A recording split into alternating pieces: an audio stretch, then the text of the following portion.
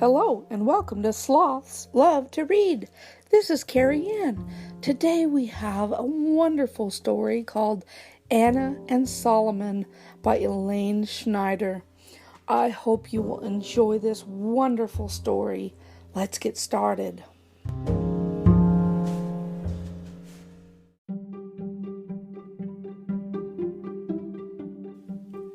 Anna and Solomon by Elaine Snyder.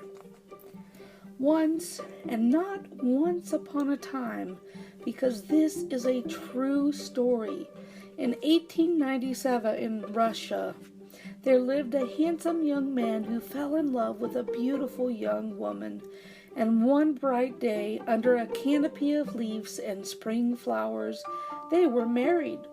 His name was Solomon, and her name was Anna, and they lived in the Jewish quarter in the town of Vitebsk. Vitebsk was well known as the home of many merchants, craftsmen, and artists. A number of artists were Jewish. Like them, Solomon was a painter, but he did not paint pictures. He painted houses. Mostly he made dingy walls, fresh and white. But now and then he would take sponges or old rags and deftly dab colorful patches of paint on a wall, or he would make a plain wall look like the marble side of a courtly building. Anna and her family admired his work, and Solomon, who had no family, took pleasure in the kind praise of his new relatives. Anna, too, was talented. She could add up long columns of numbers as quickly as she could braid up her long hair. Addition was a skill she had learned as a child from her father when he was still alive. Solomon would marvel at both the speed of her fingers and the quickness of her mind. "She is pure and perfect," he said to himself, "like the look of creamy paint when you first remove the lid from the can." Shortly after Anna and Solomon's marriage, a calamity befell the Jews of Vitebsk. The ruler of the land, called the Tsar, sent his soldiers on horses to the streets where the Jews lived. The soldiers entered their homes, broke their windows and furniture, stole their brass candlesticks, and destroyed their holy books. Solomon decided that he no longer wanted to live in a place where his people were persecuted and a harm might come to Anna. He had heard of a country across the ocean where one could live without fear and could prosper, the United States of America. But what was he to do? He had little money, and money was needed to get there. He and Anna put their heads together, and Anna's quick mind came up with a plan. "Solomon," she declared, "you must go alone. We have just enough money to buy one passage to the new country." Anna looked into her husband's tender eyes and stroked his cheeks as she explained. She would stay behind with her family in a small village outside of Vitebsk, which had not been ransacked by the Tsar's soldiers. With her talent for numbers, she could find work in the local produce market. Standing by a scale with pencil and pad, she would weigh the fruit and vegetables and add up the prices. As soon as Solomon could save enough money painting houses in America, he was to send for her, and she'd come to him with her crown of braided hair, her crisp cotton blouses, her songs and smiles, and they would start a family. Solomon followed Anna's plan.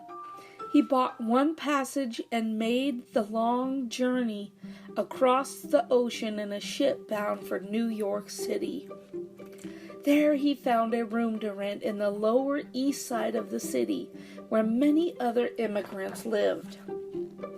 Once settled, Solomon worked very hard.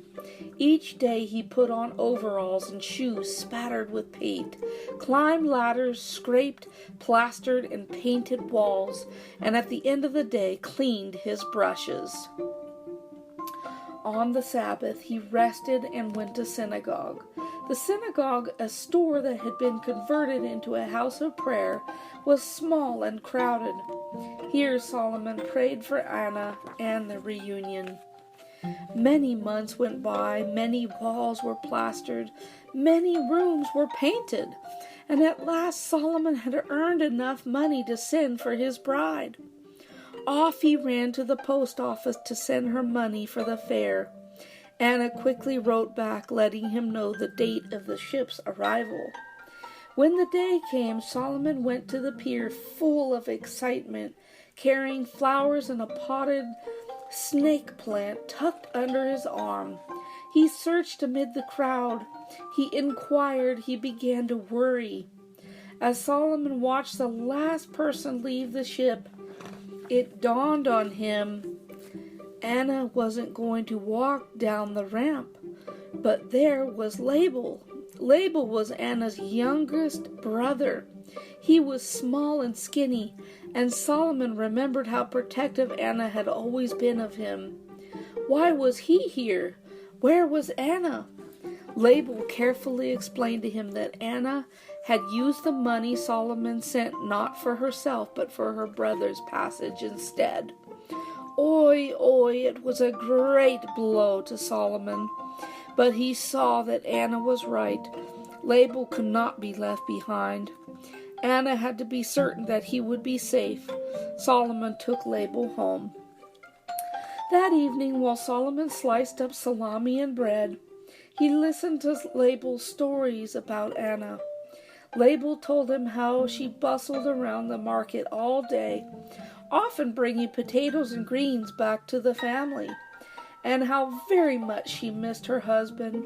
But it was Label's report that the village outside of Vitebsk remained untouched by the Tsar's soldiers that meant the most to Solomon.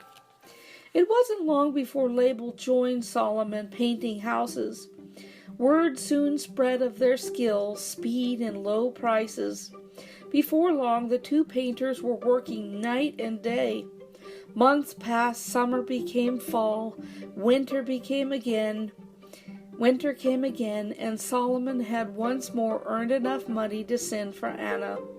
Solomon waited with anticipation for the day of the ship's arrival, and when it came, he went to the pier to meet his bride. He searched amid the crowd. He inquired. He began to worry. Then he spotted a familiar face. Was it Anna's? No, not unless Anna had grown whiskers on her chin. It was her older brother, Velvul, who trotted down the gangplank with his cardboard suitcase and his sparse, spiky beard. Oh, Anna, Solomon thought, how could you?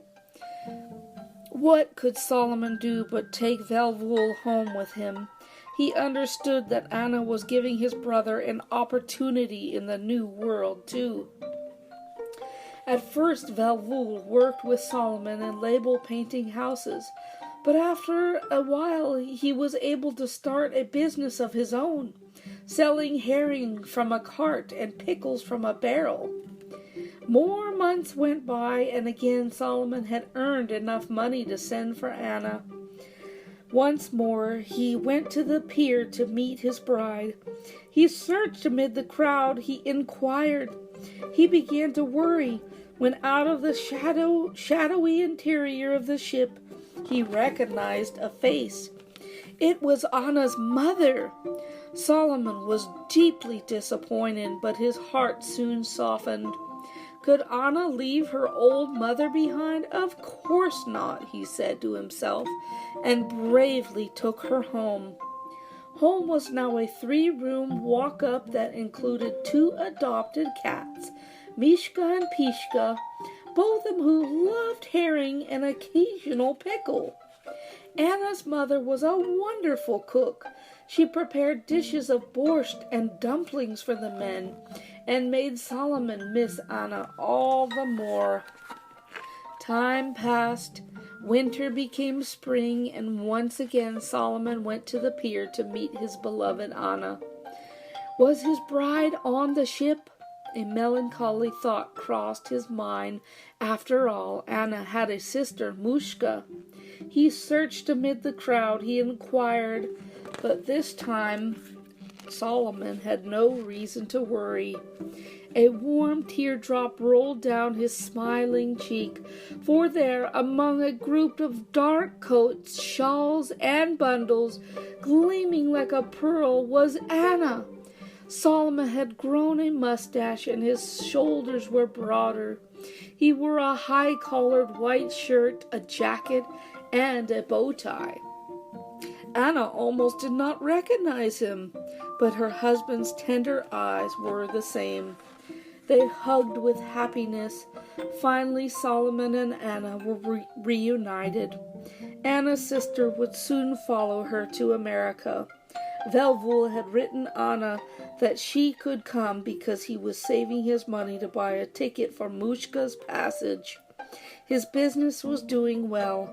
The herring were flying off the cart, and the pickles were jumping out of the barrel. It would be a good surprise for the overburdened Solomon, he proudly wrote. Solomon took Anna home to an apartment of their own, rooms on the top floor of a building with a grassy yard. In preparation for her arrival, he had painted all the walls with clusters of colossal flowers. That spring, many pots of snake plants filled the windows, and before long a baby girl was born. Her name was Edna. The next year a boy was born. His name was David. Sarah and Frida soon followed. Solomon and Anna's dreams had come true. They had their family in a land of freedom and liberty at last. And here's an author's note about the true story. My grandparents were Anna and Solomon in this story, and my mother Edna was their first child. We lived a few blocks from my grandparents in Brooklyn, New York, and I have wonderful memories of my visits with them. Solomon went on to own several retail store properties in Brooklyn, but he continued to paint our apartment every spring to freshen it up. Down the street from their house, Anna had a candy store, which was frequented by children who attended PS 149 across the street. How Anna and her family arrived in America has become a family legend as the story is passed from generation to generation. And there are 3 wonderful pictures at the end of Anna in her candy store, Anna, Solomon, and Edna, and a picture of Anna and Solomon. What a wonderful story.